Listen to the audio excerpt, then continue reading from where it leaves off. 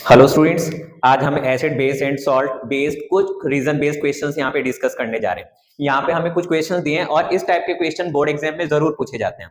पहला क्वेश्चन अगर हमें देखें तो यहाँ पे क्या है, name the kind of particles in. हमें बताना है कि यहाँ पे जो हमें कंपाउंड्स गिवन है इनमें किस टाइप के पार्टिकल्स प्रेजेंट होते हैं। पहली चीज यहाँ पे देखो, इस टाइप का जब भी क्वेश्चन आएगा तुम लोग को आइडेंटिफाई करना होगा कि जो भी हमें कंपाउंड्स गिवन है वो एसिड बेसिस जो भी हमें गिवन है या सॉल्ट्स, वो उनका नेचर किस टाइप का है, कि वो स्ट्रॉन्ग एसिड है या फिर weak acid, strong base, weak base, किस टाइप के वो कंपाउंड्स है। ठीक है, अब देखो सबसे पहला कंपाउंड हमें यहाँ पे दिया है सोडियम हाइड्रोक्साइड। तो जो सोडियम हाइड्रोक्साइड है it is a strong base. ठीक है, तो जब भी कोई स्ट्रॉन्ग बेस आयोनाइज होता है, जैसे यहाँ पे मैंने ले लिया NaOH, और जब ये आयोनाइज होगा it will ionised into ions. ठीक है, तो यहाँ पे किस चीज का फॉर्मेशन होगा, आयंस का। तो यहाँ पे सिंपली तुम लोग बता दोगे सोडियम हाइड्रोक्साइड कंटेन्स आयंस। ठीक है, सेकंड हमें यहाँ पे दिया है कार्बोनिक एसिड। ठीक है, कार्बोनिक एसिड एक वीक एसिड है, और वीक एसिड क्या होते हैं, जो फीबली आयोनाइज्ड होते हैं, जो पार्शियली आयोनाइज्ड होते हैं। ठीक है, तो जितने भी हमारे वीक एसिड या वीक बेस हैं उनमें हमेशा molecules as well as ions दोनों प्रेजेंट होते हैं। तो कार्बोनिक एसिड एक वीक एसिड है, तो यहाँ पे तुम लोग बता दोगे उसमें molecules as well as ions. ठीक है, तो यहाँ पे दोनों ही प्रेजेंट होते हैं। ठीक है, सेम ऐसे यहाँ पे हमें दे दिया शुगर सॉल्यूशन। ठीक है, शुगर सॉल्यूशन में भी क्या हो जाएगा, मॉलिक्यूल्स। ठीक है, तो यहाँ पे जो सोडियम हाइड्रोक्साइड है, सोडियम हाइड्रोक्साइड में क्या प्रेजेंट होंगे, आयंस, जबकि कार्बोनिक एसिड में मॉलिक्यूल्स होंगे और शुगर सॉल्यूशन में भी मॉलिक्यूल्स होंगे। अब देखो नेक्स्ट क्वेश्चन में हमें यहाँ पे क्या है, Y2HCl। ठीक है, hydrochloric acid, nitric acid show acidic character in aqueous solution. तो यहाँ पे हमें बताना है कि जब हम HCl को या नाइट्रिक एसिड को या सल्फ्यूरिक एसिड को हम वाटर में डिसॉल्व करते हैं तो वो एसिडिक कैरेक्टर क्यों शो करते हैं। तो यहाँ पे याद रखना कि हमेशा वो कंपाउंड्स एसिडिक कैरेक्टर शो करेंगे जो वाटर में हाइड्रोजन आयंस रिलीज करते हैं। तो यहाँ पे जैसे अगर मैं ले लूं HCl, तो HCl को जब हम वाटर में डिसॉल्व करेंगे यानी कि इसका जो एक्वस सॉल्यूशन है, तो यहाँ पे ये हाइड्रोजन आयंस प्रोड्यूस करेगा। इसी हाइड्रोजन आयंस की वजह से ही इसका नेचर एसिडिक होता है। ठीक ठीक है, सेम ऐसे अगर यहाँ पे मैंने ले लिया नाइट्रिक एसिड, तो नाइट्रिक एसिड का एक्वस सॉल्यूशन, ठीक है, यहाँ पे भी किस चीज का फॉर्मेशन हो जाएगा, हाइड्रोजन आयंस और साथ में नाइट्रेट आयन। तो जो इसका एसिडिक नेचर है it is due to hydrogen ions present in aqueous solution. ठीक है, अब नेक्स्ट क्वेश्चन यहाँ पे हमें कहा है Y2 compounds like alcohols and glucose do not show acidic character. ठीक है, तो यहाँ पे ये एक तरीके से नॉन इलेक्ट्रोलाइट्स हैं, और जब हम नॉन इलेक्ट्रोलाइट्स को वाटर में डिसॉल्व करेंगे तब वो आयोनाइज नहीं होंगे। तो यहाँ पे एल्कोहल या ग्लूकोज जब हम इनको वाटर में डिसॉल्व करेंगे they will not produce hydrogen ions. ठीक है, और जब हाइड्रोजन आयंस प्रोड्यूस नहीं करेंगे या हाइड्रोनियम आयंस प्रोड्यूस नहीं करेंगे तो इसी वजह से इनका नेचर एसिडिक नहीं होता है।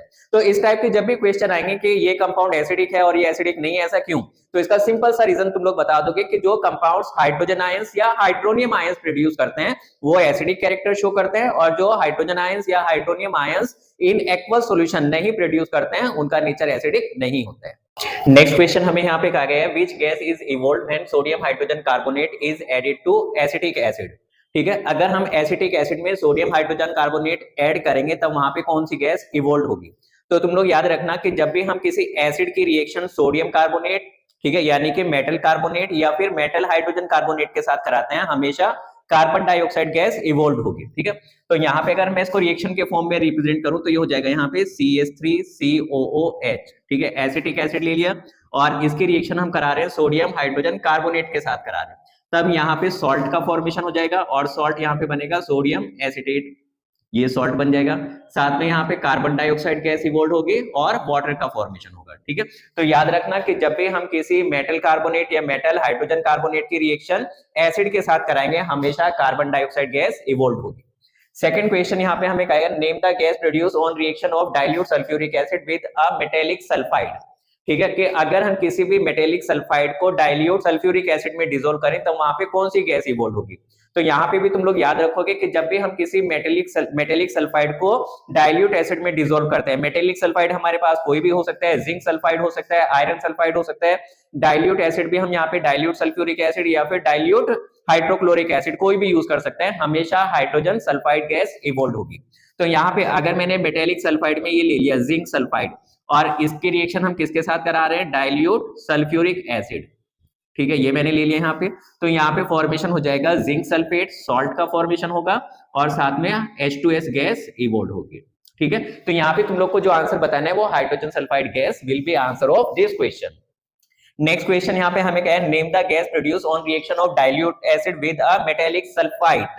ठीक है, अब याद रखना यहाँ पे हमने मेटेलिक सल्फाइड लिया है। ठीक है, मेटेलिक सल्फाइड के केस में H2S gas, hydrogen sulphide gas evolve होती है, लेकिन मेटेलिक सल्फाइड के केस में हमेशा सल्फर डाइऑक्साइड गैस इवॉल्व होगी। डाइल्यूट एसिड यहाँ पे तुम लोग डाइल्यूट सल्फ्यूरिक एसिड या डाइल्यूट HCl कोई भी यूज कर सकते हो। अब मेटेलिक सल्फाइड में मान लो मैंने यहाँ पे यूज कर लिया सोडियम सल्फाइड Na2SO3, और इसके रिएक्शन मान लो मैं यहाँ पे डाइल्यूट सल्फ्यूरिक एसिड के साथ करा दूं।